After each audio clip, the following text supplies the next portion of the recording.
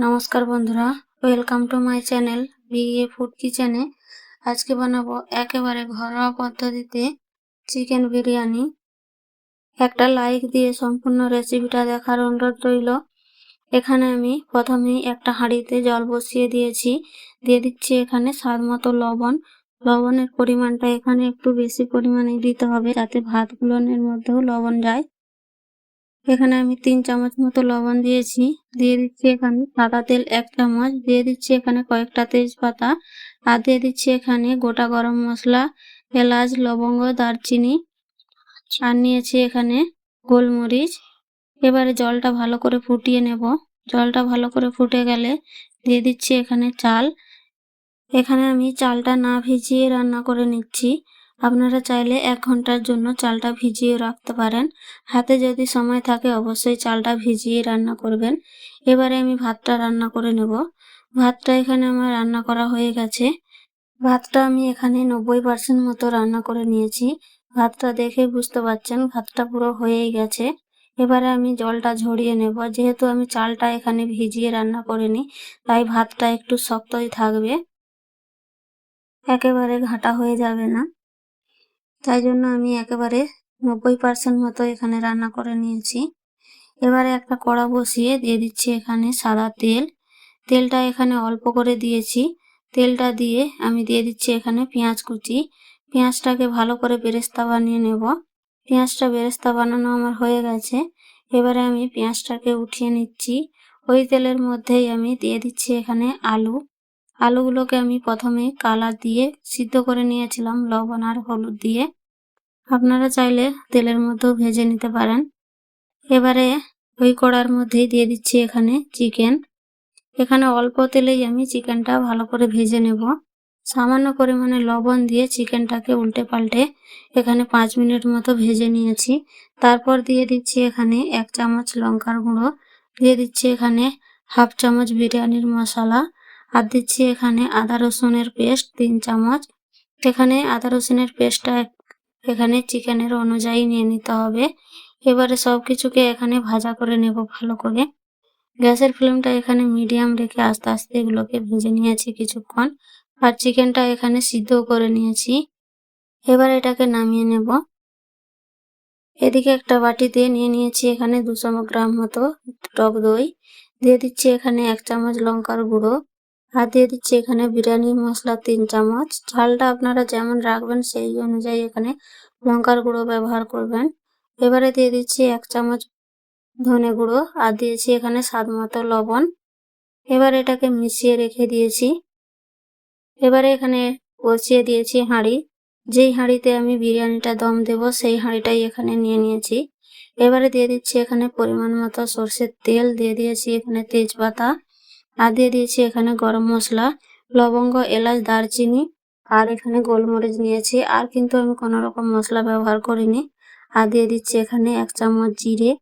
এবারে সবকিছুকে ভালো করে ভেজে নেব।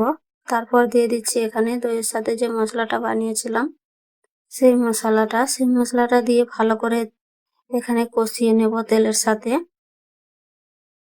মশলাটা আস্তে আস্তে মিডিয়াম ফ্লেমে কষিয়ে নিয়েছি। এবারে দিয়ে দিচ্ছি এখানে ভেজে রাখা চিকেনটা দিয়ে আমি মশলার সাথে ভালো করে কষিয়ে নেব। এখানে কোনো রকম জল ব্যবহার করব না। গ্যাসের ফ্লেমটা লো রেখে এটাকে আস্তে আস্তে আমি এখানে কষিয়ে নেব। চিকেনটা এদিকে কষানো হতে থাক। এখানে আমি নিয়ে নিয়েছি একটা বাটিতে হাফ বাটি এখানে দুধ নিয়েছিলাম। আর এখানে হাফ বাটি জল মিশিয়ে তার মধ্যে দিয়ে দিচ্ছি এখানে অরেঞ্জ কালারের ফুড কালার নিয়েছি। আর নিয়েছি এখানে 3 চামচ মতো কেওড়া জল। আর দিয়ে দিচ্ছি এখানে 1 চামচ মতো গোলাপ জল। এবারে সবকিছুকে মিশিয়ে এক সাইডে রেখে দেব। এদিকে আমার চিকেনটাও ভালো করে কষানো হয়ে গেছে। এবারে গ্যাসের ফ্লেমটা এখানে বন্ধ করে দেব। বন্ধ করে দিয়ে দিচ্ছি এখানে আগে থেকে রান্না করে রাখা ভাতগুলো। এখানে হাফ ভাতগুলো প্রথমে দিয়ে দেব। তারপর দিয়ে দিচ্ছি এখানে ভেজে রাখা আলু। আমি এখানে 2টো ডিমও দিয়ে দিচ্ছি। আগে থেকে ভেজে এখানে সিদ্ধ করে ভেজে নিয়েছিলাম। আলুগুলো দিয়ে আমি দিয়ে দিচ্ছি এখানে বেরেস্তা। পেঁয়াজের বেরেস্তাটা আমি এখানে সব একেবারেই দিয়ে দিচ্ছি। আর দিয়ে দেবো এখানে দুধ। এখানে আমি হাফটা দুধ ব্যবহার করব আর হাফটা পরে ব্যবহার করব। দিয়ে দিচ্ছি এখানে ধনেপাতা কুচি। এখানে 1 বাটি মতো জল ব্যবহার করছি কড়াটা ধুয়ে। আপনারা চাইলে এখানে দুধও দিতে পারেন। এবারে বাকি যে ভাতটা ছিল সেই ভাতটাও আমি এখানে দিয়ে দেব। ভাতটা দিয়ে উপর থেকে দিয়ে দিচ্ছি, যে বাকি দুধটা ছিল সেই দুধটা আমি এখানে দিয়ে দিলাম। আর দিয়ে দেবো এখানে আমি ধনেপাতা কুচি। উপর থেকে একটু ধনেপাতা কুচি ছড়িয়ে দিলে দেখতে ভালো হয়। এবারে দিয়ে দেবো আমি এখানে উপর থেকে বিরিয়ানি মশলা। এখানে আমি কিছুটা পরিমাণ 1 চামচ পরিমাণ এখানে বিরিয়ানি মশলা উপর থেকে ছড়িয়ে দিয়েছি। এবারে আমি ঢাকাটা দিয়ে এখানে আমি একেবারে লো ফ্লেমে আমি 20 থেকে 25 মিনিট দম দেব। এখানে একটা ভারী জিনিস উপরে রেখে দিয়েছি যাতে ভাপটা না বেরিয়ে যাতে। এখানে আমি কোনো রকম তাওয়া না রেখেই এটাকে দম দিয়েছি। 25 মিনিট মতো দম দেওয়ার পর আমি ঢাকাটা খুলে নিয়েছি। দেখতেই পাচ্ছেন উপর পর্যন্ত ভাপ উঠে গেছে। এবারে দিয়ে দিচ্ছি এখানে ঘি। ঘিটা দিয়ে আমি আরো 5 মিনিট মতো এটাকে রেস্টে রেখে দেব। গ্যাসের ফ্লেম আমি বন্ধ করে দিয়েছি। 5 মিনিট পর ঢাকাটা আবারও খুলে নিচ্ছি। এতটাই ঠান্ডা যে এখনো পর্যন্ত ঘিটা কিন্তু গলেনি। তো আমি উপর নিচে করে দিচ্ছি ভাতগুলো, তাহলে ঘিটা গলে যাবে।